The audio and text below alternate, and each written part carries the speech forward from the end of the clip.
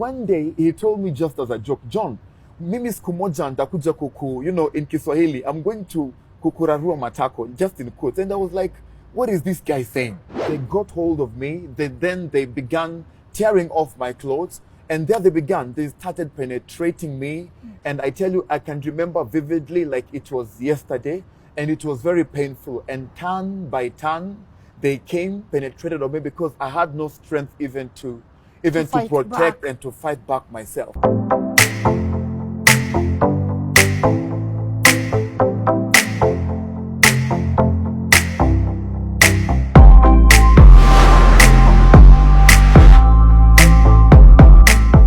Hello, welcome to Tuko Talks. My name is Lynn Gogi. Now, if you have ever been betrayed by friends, then you understand how forgiveness can be hard to come by. But my guest today believes forgiveness is making peace with pain. So without further ado, please allow me to let him introduce himself. Hello. Hello, Lynn. Hi, how are you? I'm well in the Lord. How are you? I'm good.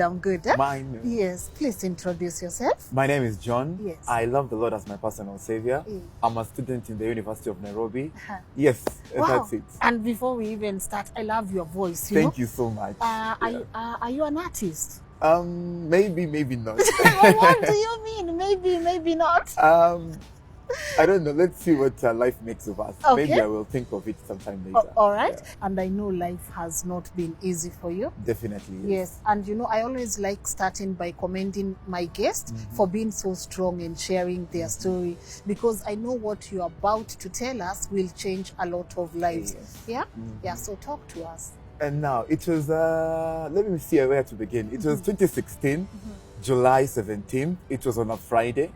And I really remember that day vividly. I even remember what was playing on TV, what was playing on radio. Yeah. I can remember the atmosphere, and it was not an easy environment for me. We had just come from school, and it was my friend's birthday, John, also my namesake. Okay. So we came in the house, and it was his party. But of course, before this, John had been showing some moves that were making me suspicious, but because I was so naive to know like such things exist in quotes, I was not able to really know what could transpire later on in life. Yes, and so, when you say he had been making some moves, what exactly are these moves? So by then I had this afro hair, and so once in a while he used to come and tell me, John, you've got good hair, John, you've got good lips, John, you've got a good voice, and I was like, what is this guy saying? So one day he told me just as a joke, John, mimi siku moja nitakuja kuku, in Kiswahili, I'm going to kukurarua matako, just in quotes. And I was like, what is this guy saying? Like, no, I was so naive, and I didn't know what to do of it. Yeah. So one day, we came in. It was his birthday, so we came in with the friends at home. Then we began, drinking. But for me, I never used to drink alcohol, just the soda. And so he came in with the friends. Yeah. One of them, of which some of them came from the universities of KU and JKUAT, and they were rugby players. So they came in the house. Yeah. We, of course, do some party. And around 9, they sent me to go buy some drinks. So I went, bought some drinks, then came back. Then, of course, continue with the party. Yeah, was the party in a house or in the hostels? It was in our house. Or in... we didn't live in the hostel. Yeah. We lived outside the hostel. Okay. Yes. So we began drinking, and so I began feeling dizzy, and just all of a sudden they grabbed me. And I was like, John, what are you guys doing? How many guys are we talking about? There were 5 guys. Now, including John. So 4 + 1, 5. Yes. So including John. Yeah. So I was like, they got hold of me. Then they began tearing off my clothes. And there they started penetrating me. And I tell you, I can remember vividly like it was yesterday.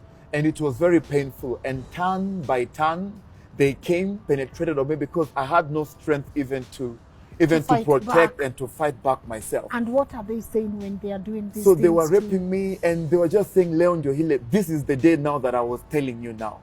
And I was in pain, and my whole body was crying out pain, and I didn't know what to do. And I was screaming, the volume was loud, and I didn't know what to do. You know, even as a man, by that time you're feeling raped, you even wonder where you start from. And I'm so sorry, I didn't mention to you, I'm a sickler.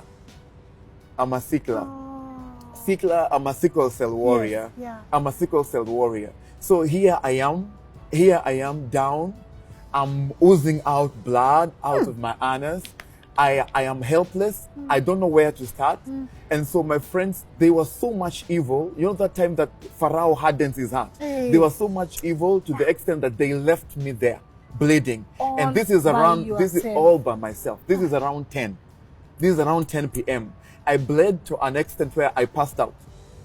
So by the time I'm waking up, it's around 4:30. So it so happened that a neighbor was going to work at around 4:30. So he happened to see me, I was lying down. Then he went, opened the gate, chini kabisa, down there. I could hear him open the gate, and he went. He just passed me by. Maybe he made the assumption that hawa ni wenye wanakunywanga Yeah, tu because of the kusana. loud music. Yeah. Yeah. So he goes out. But again, I think God speaks to him. God has a way of speaking to people. Yes, he so does. God speaks to him. He goes and consults with a piki guy, a Yeah. boda guy. Yeah. So the boda guy comes in, then takes me on the motorbike because Mama Lucy is near. So he wraps you first. So he takes me. Yeah. So naked? Yeah, no. Oh. He brings in a small shawl, okay. a shuka. Eh. So he wraps me up, then Yeah. tries to pick me. But because of the way I do that, I was so weak, he was not able to pick me up. So he tells me I'm coming, wait a minute. So he goes and gets another guy. So they Yes. come and pick me, Yeah. put me on the border, one on my back, Yeah. and then I'm in the middle, then take me to Mama Lucy. Mama Lucy Hospital. So the condition is too worse, they can't handle it. So there I am in an ambulance experience. For the first time. There I am, I could hear the sirens all the way to Kenyatta. And all this while, what is in my mind is like, I have failed myself, I have failed my family, I have failed my friends. How did this thing even, I'm still in disbelief that such a thing can happen to you. me. I'm still in denial. Yes. So there I am in Kenyatta. So they take me to Kenyatta. The condition is so worse. So because I needed blood. When you've got low HB, your body cannot really function so well. Yes. People tell me that I passed out. Who tells you passed out? No, the nurses. They said you I passed passed out from there. So they checked all the pulse and everything. There was no pulse. Wow. Yeah. So the assumption The assumption is John is dead. Oh. So you know when you die, you know they put those to tags. They put the tags on your face and also on your feet. Yeah. Then there I was. So, do you mean there you are? You ended up in a mortuary? I don't know. There I was. I ended up in a mortuary now. Which mortuary? City mortuary. City mortuary. Yeah, city mortuary. Okay, if Tuko Talks was to take a break, today would be the day.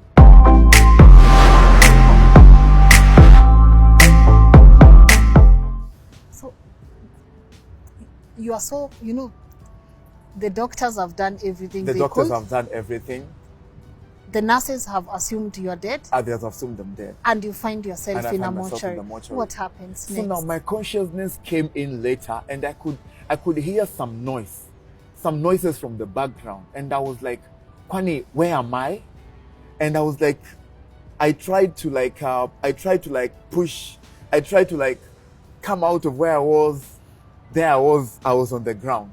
So by the time I was knowing it, I thought this is not the usual environment because it's very cold, it's dark, it's a strange environment. Okay. And so I knew that I was in the Yes. mortuary. Uh-huh. So there I was. So morning came. Of course, you know what would happen. Yeah. When they open those dianas, they're called Yes. dianas. Mortuary attendants, they come And they find and they find you there. Of course, you know what would happen. Yeah. They got shocked. Yeah.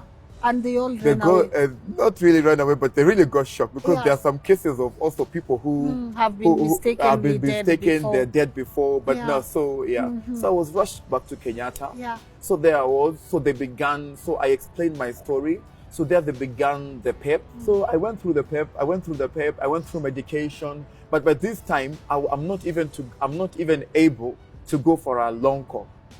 So you can imagine, you just want to go to a long term. It's all just coming out.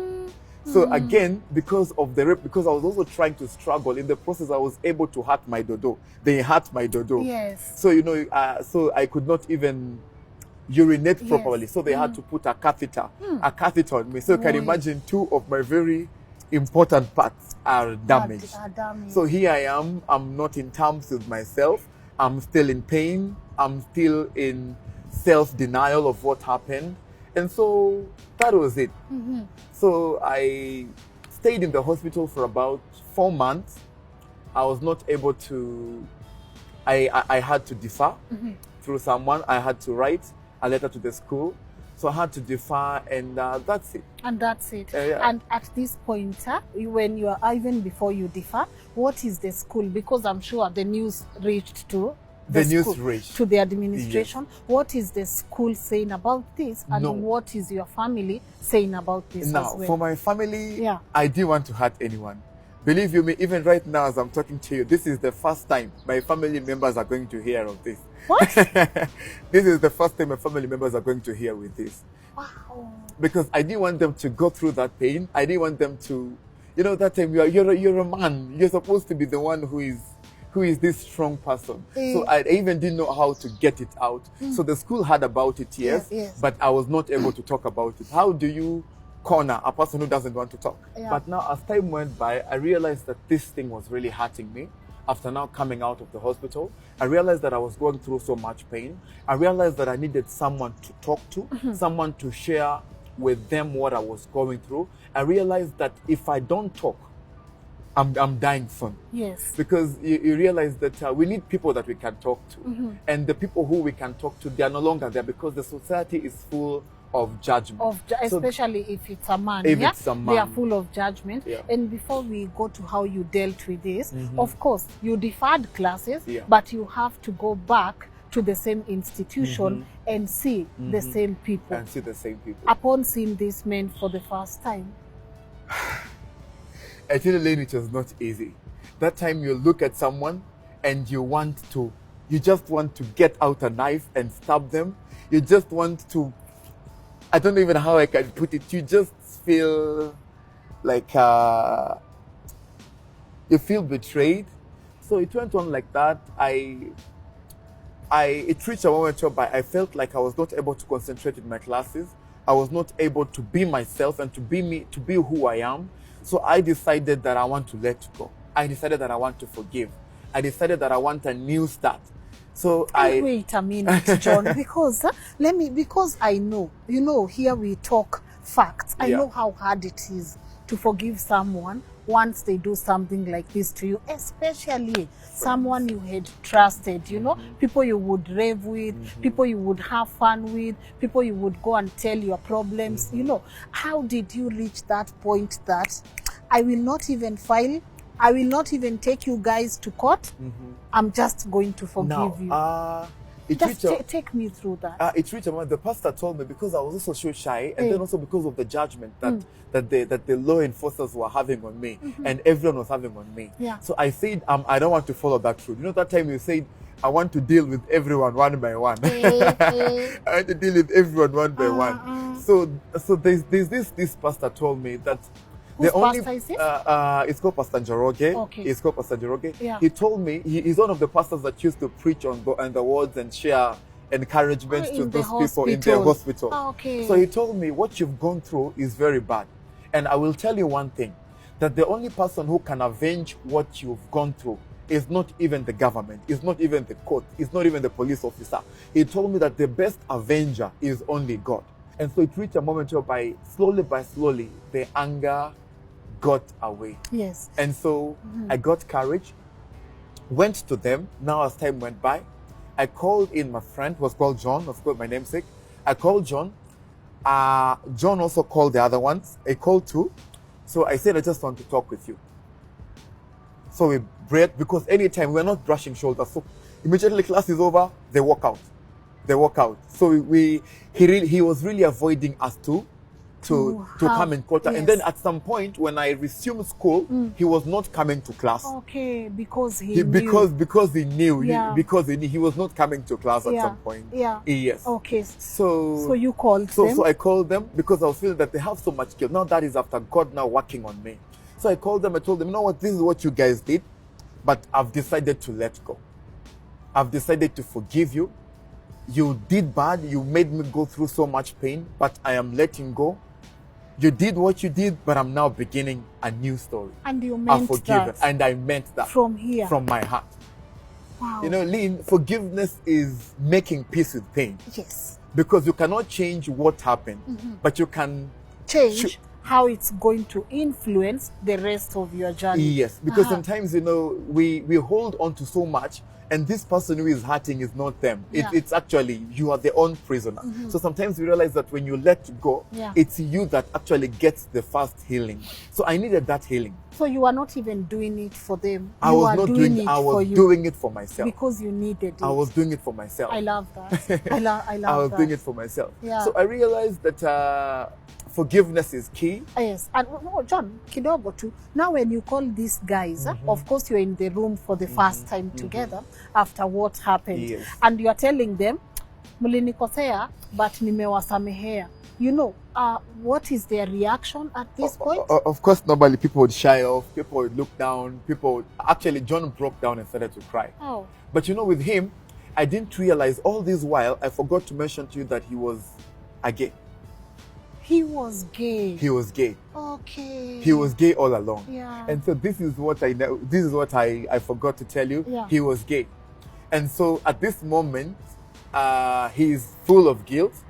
And Wow. he's very full of guilt. Yes. Do you guys talk now on regular basis, or No, we it didn't was talk. more? You know, sometimes, Lane, when you forgive, it doesn't mean things have to go, things have to resume the way they are. I keep telling people that forgiveness does not mean we have to reconnect.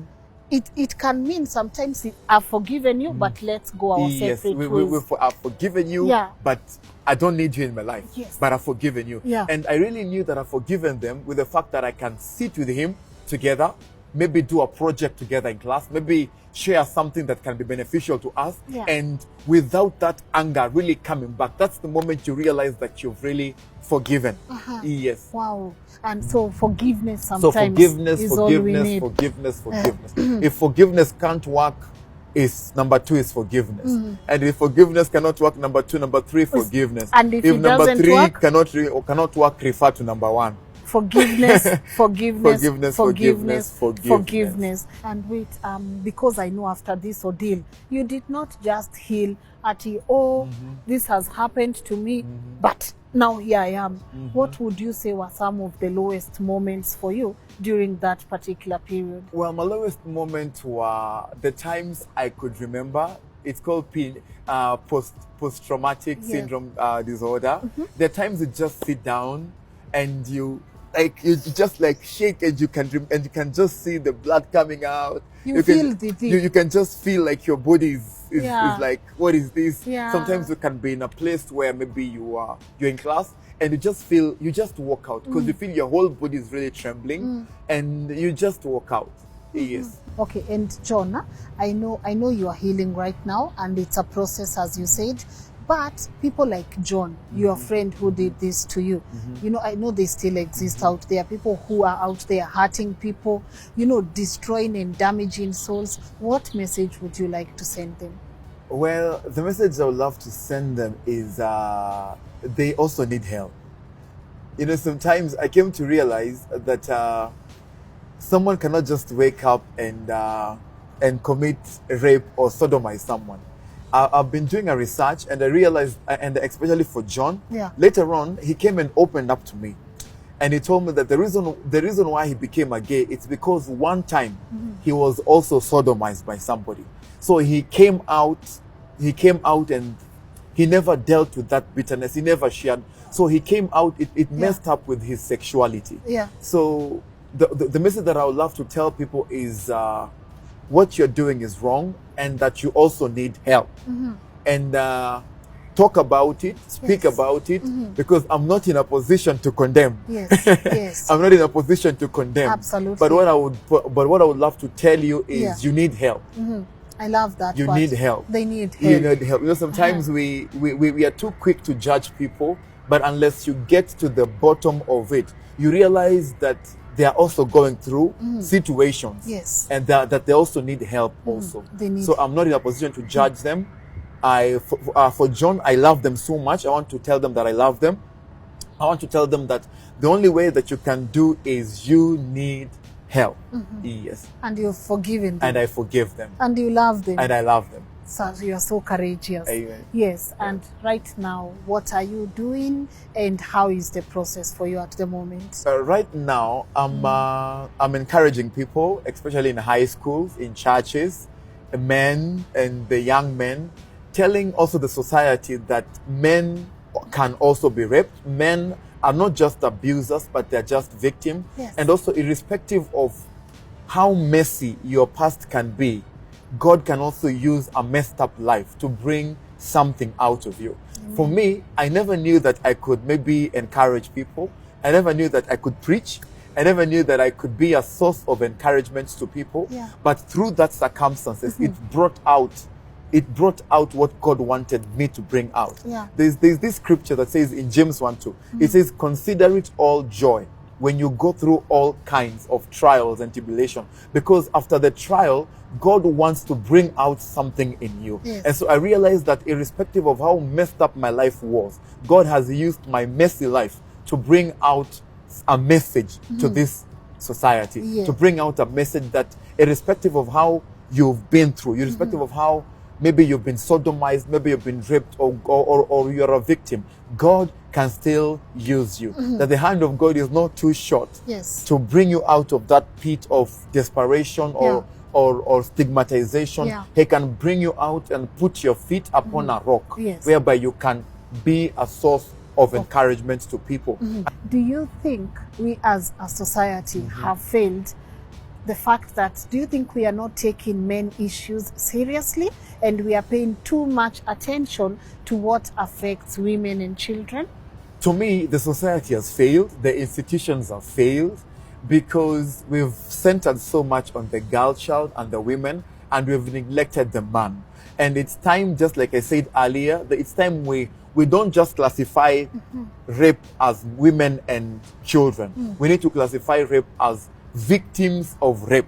So that victims, it includes everyone is included in Yes. there. Then we need to have a strong supportive system from the government, Yeah. from institution. And, if the boy child is good, I normally say, in my own perspective, Yeah. I normally say if the boy's child is at rest, the woman will also be at rest. Because you realize that most of the people men, and even women, most of the men who got raped or sodomized, these are the men who are going to later on become fathers, become husbands, Yes. and Yes. become people in the society. Uncles, yes. Uncles. So if they don't talk about it at a tender age, they will talk about it in marriage. And the language in marriage is not going to be a good language. It's going to be a language of violence. It's going to be a language of Withdrawal? withdrawal, Yes. with so much. So I think we need to realize that we need to take care of the boy child and the girl child, because Yeah. also the same happens to guy child. If they keep quiet about it, they will